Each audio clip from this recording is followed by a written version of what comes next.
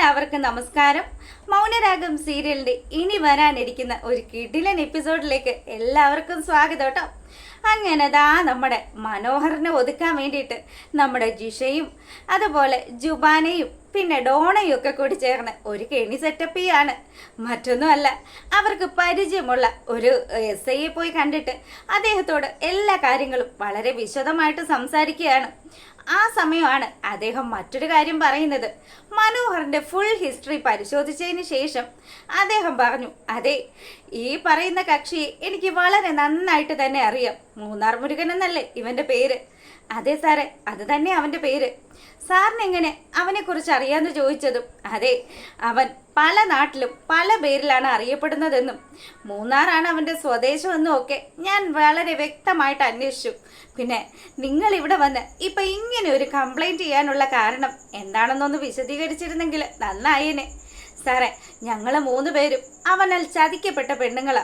ഞങ്ങള് 3 പേര് മാത്രമല്ല, ഇനിയും ഒരുപാട് പേരുണ്ട്. അവരാരും ഇതുവരെ ഇങ്ങനെ ഒരു കേസ് ഫയൽ ചെയ്യാനായിട്ട് അങ്ങനെ മുന്നോട്ട് വന്നിട്ടില്ല.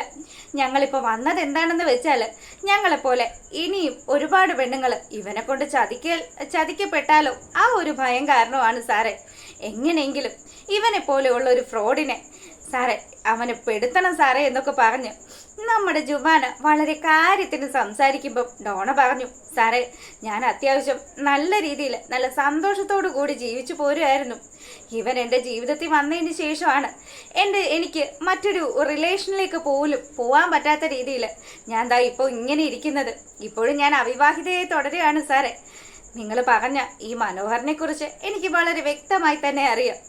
അവനുണ്ടല്ലോ, അവൻ എനിക്ക് പരിചയമുള്ള ഒരു കുട്ടിയെ കൂടി ചതിച്ചൊരുത്തനാണെന്ന് കൂടി ഈ SI സാറ് പറയുകയാണ്.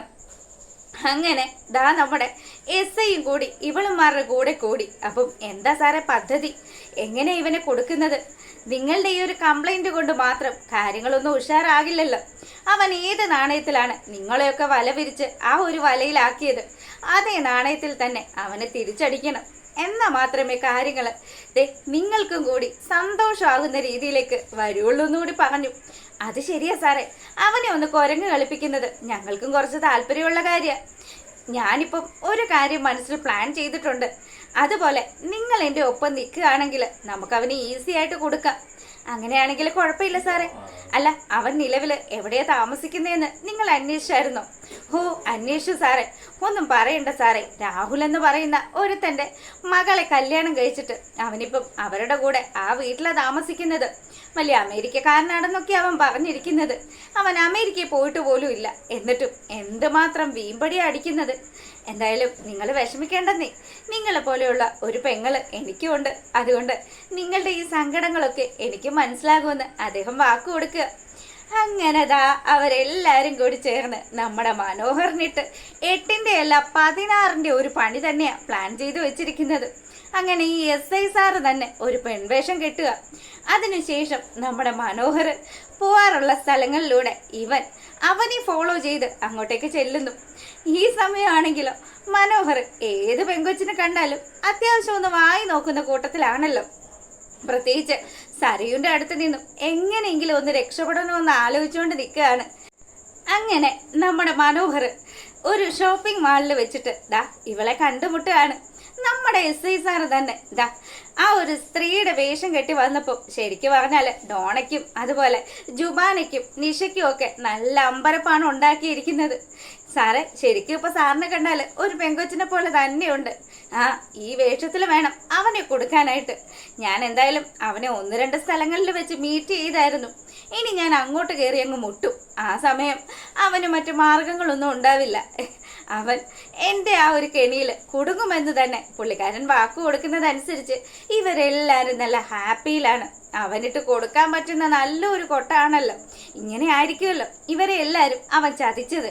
അതുകൊണ്ട് തന്നെ നമ്മുടെ ആ ഒരു വേഷം കെട്ടി വരുന്ന SI മനോഹർ പോകുന്ന ആ ഒരു സ്ഥലങ്ങളിലെത്തി മനോഹറിനോട് അങ്ങോട്ട് അടുത്ത് സംസാരിക്കാൻ ചെല്ലുക. ഇങ്ങനെ ചെല്ലുന്ന സമയം, കൊള്ളാലോ പെങ്കൊച്ച്, കാണാനൊക്കെ നല്ല ഭംഗിയൊക്കെ ഉണ്ടല്ലോ, എന്നാൽ ഇവളോടൊന്ന് സംസാരിച്ച് നോക്കാന്നൊക്കെ പറഞ്ഞ്, അല്ല എവിടെ വീട്, എന്താ പേര് എന്നൊക്കെ ചോദിച്ച് മനസ്സിലാക്കിയാണ് മനോഹർ. അപ്പം അത്യാവശ്യം കൊള്ളാവുന്ന ഒരു ഫാമിലിയിലേതാണെന്നും പൂത്ത പണമാണ് തനിക്ക് ഉള്ളതെന്നും ഒക്കെ വെച്ച് കാച്ചാണ് ആ പോലീസ് ഉദ്യോഗസ്ഥൻ. ഇതൊക്കെ കേട്ട് വിശ്വസിച്ച് മനോഹർ എന്തായാലും സരയുടെ അടുത്ത് നിന്ന് രക്ഷപ്പെടണം. അങ്ങനെയാണെങ്കിൽ പിന്നെ ഇവളെ അങ്ങ് വളച്ചാൽ എന്താ?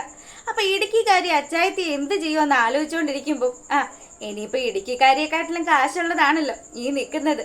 അങ്ങനെയാണെങ്കിൽ പിന്നെ ഇതിനെ തന്നെ അങ്ങ് കല്യാണം കഴിക്കാം. തൻ്റെ ജീവിതത്തിൽ ഇനി എന്തൊക്കെ ഭാഗ്യങ്ങളാണ് വന്ന് ചേരാനിരിക്കുന്നത്. ഇത്രയും മുതലും ഇത്രയും ആസ്തിയൊക്കെ ഉള്ളൊരു പെങ്കൊച്ചിനെ കയ്യിൽ കിട്ടുമ്പോൾ എങ്ങനെയാ വേണ്ടെന്ന് പറയുന്നതെന്നൊക്കെ മനോഹർ ഇങ്ങനെ ആലോചിക്കുക. അങ്ങനെ അവിടെ വെച്ച് മനോഹർ അവളുമായിട്ട് നല്ലൊരു റിലേഷൻ കീപ്പ് ചെയ്തു പോവുക. ഈ സമയമാണെങ്കിൽ സരയു ഇതൊന്നും അറിയാതെ മനുവേട്ടൻ്റെ അടുത്തേക്ക് ചെല്ലുക.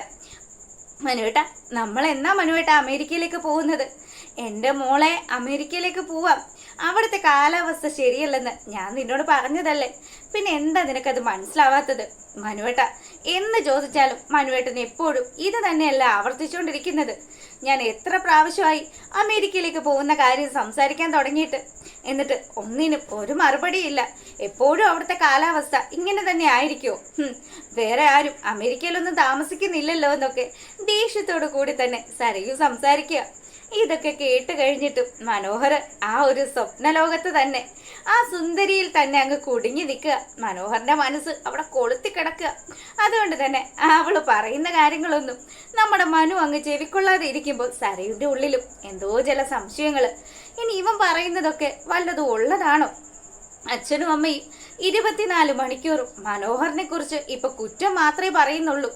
ഇവന്റെ സ്വഭാവത്തിലും എന്തൊക്കെയോ ചില വ്യത്യാസങ്ങൾ ഫീൽ ചെയ്ത സരയു അവനെക്കുറിച്ച് ഡീറ്റെയിൽ ആയിട്ട് അന്വേഷിക്കാമെന്നുള്ള ആ ഒരു തീരുമാനത്തിലും എത്തുകയാണ്. എന്തായാലും ഇതൊക്കെ ഇനി വരാനിരിക്കുന്ന ഒരു എപ്പിസോഡാണ്. അപ്പോൾ ഇഷ്ടമായിട്ടുണ്ടെങ്കിൽ ഒന്ന് ലൈക്ക് ചെയ്തേക്കുക. എല്ലാവർക്കും നല്ലൊരു ദിവസം ആശംസിക്കുകയാണ്. അപ്പോൾ ഓക്കെ, താങ്ക്